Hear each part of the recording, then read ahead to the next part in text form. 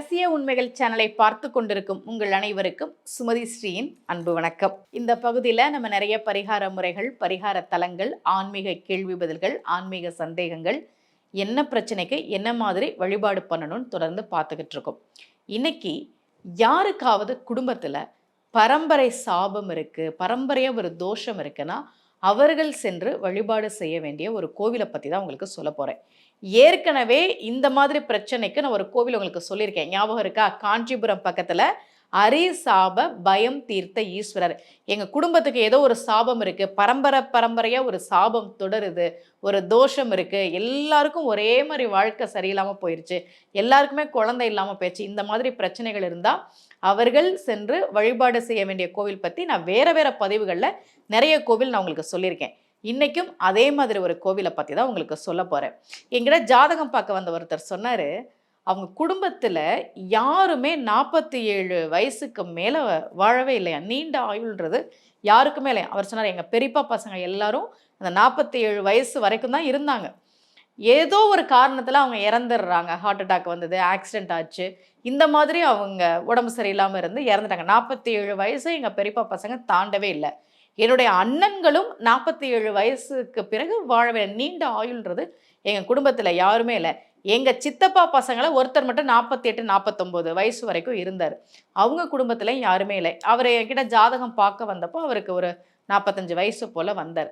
அப்போ நீண்ட ஆயுள் அப்படின்றது எங்கள் குடும்பத்தில் யாருக்குமே இல்லை. இது ஏன்னு தெரியல, இதுக்கு என்ன காரணன்றது தெரியல. ஆனால் எல்லாருமே அப்படி ஒரு 50 வயசு முடிகிறதுக்குள்ளே இறந்து போகிறாங்கன்னா ஏதோ ஒரு சாபம் இருக்குன்னு நாங்கள் நினைக்கிறோம், ஏதோ ஒரு தோஷம் இருக்கணும், இந்த மாதிரி பிரச்சனைகள் இருக்கே, இதுக்கு ஏதாவது கோவில் இருக்கா அப்படின்னு என்கிட்ட ஜாதகம் பார்க்க வந்தவர் கேட்டார்.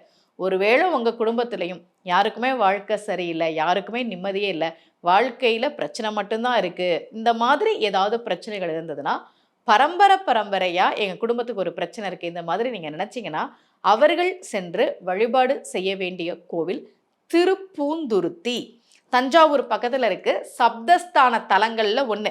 நான் ஏற்கனவே சப்தஸ்தான தலங்கள்னா எந்தெந்த கோவில்கள், எதனால அதுக்கு சப்தஸ்தான தலங்கள்னு பேரு நான் பேசியிருக்கேன். நேரம் இருக்கும்போது அந்த வீடியோவை எடுத்து பாருங்கள்.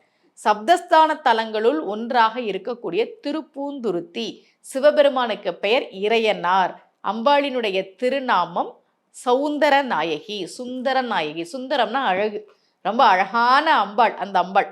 இந்த கோவிலையும் நந்தி விலகி இருக்கும். ஏன் தெரியுமா? ஞானசம்பந்த பெருமான் இந்த கோவிலுக்கு வரார். அப்பர் சுவாமிகள் இங்கே தங்கி திருப்பணி பண்ணார் அப்படின்னு தெரிஞ்ச உடனே அப்பர் சுவாமிகள் திருப்பணி செஞ்ச கோவிலில் நான் கால் வைக்க மாட்டேன்னு வெளியிலேயே நின்றுட்டார் ஞானசம்பந்த பெருமான். அதனால் நந்தி கொஞ்சம் விலகி ஞானசம்பந்த பெருமானுக்கு சிவபெருமான் காட்சி கொடுத்தார் என்று கோவிலின் தல வரலாறு சொல்கிறது. ரொம்ப அழகா இங்க இருக்கக்கூடிய சிவபெருமானை அப்பர் சுவாமிகள் பாடுறார். நில்லாத நீர் சடை மேல் நிற்பித்தானே. தண்ணி எங்கேயாவது நிற்குமா? நம்ம கையில எடுத்து தண்ணி எப்படி இது பண்ணுங்க, நிற்குமா? அது கீழே போயிடும், நிற்காது, தண்ணி நிற்காது. நிற்காத தண்ணிய தன்னுடைய சடையில நிற்க வச்சிருக்கானே சிவபெருமான். அப்பர் பாடுறார், நில்லாத நீர் சடை மேல் நிற்பித்தானே, நினையா என் நெஞ்சை நினைவித்தானே. கடவுளை நினைக்கவே இல்லை, அந்த மனசுல அவனை நினைக்க வச்சானே.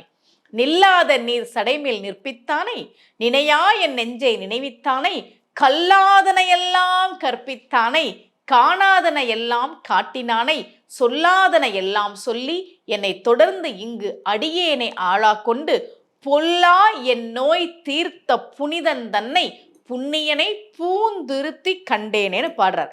யார் ஒருவர் திருப்பூந்துருத்திக்கு வந்து சிவபெருமானை வழிபாடு செய்கிறார்களோ அவர்களுக்கு இருக்கக்கூடிய அந்த பாவம், கர்ம வினை, தோஷம் இதெல்லாம் நீங்கும் என்பது அப்பர் சுவாமிகளுடைய வாக்கு.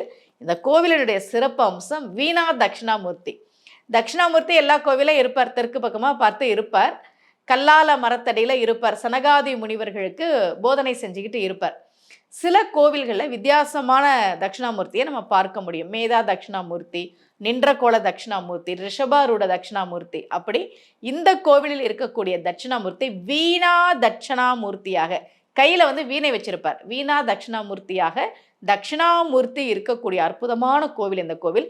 எங்கள் குடும்பத்துக்கு ஏதோ ஒரு சாபம் இருக்குது, இது சரியாகணும், என்ன பண்ணுறதுன்னு தெரியலையேன்னு யாராவது இருந்தீங்கன்னா திருப்பூந்துருத்திக்கு வந்து வழிபாடு செய்கிற போது நிச்சயமாக உங்கள் குடும்பத்திற்குன்னு இருக்கக்கூடிய அந்த பிரச்சனைகள் அல்லது ஒரு முன்னேற்றமே இல்லை, எங்கள் குடும்பத்தில் யாருமே நல்லாவே இல்லை, பக்கத்து வீடு எய்த்த வீடு சொந்தக்காரங்க அவங்களாம் நல்லா வளர்ந்துட்டாங்க, நல்ல பொருளாதார ரீதியாக நல்லா வந்துட்டாங்க, நாங்கள் படிப்பையும் படித்து முடிக்கல, வேலையும் கிடைக்கல, இந்த மாதிரி எந்த ஒரு முன்னேற்றமுமே இல்லாமல் இருக்கோமே என்று இருப்பவர்களும் ஒரு முறை இங்கே வந்து வழிபாடு செய்யுங்கள். நிச்சயமாக ஒரு மாற்றத்தை பார்க்க முடியும்.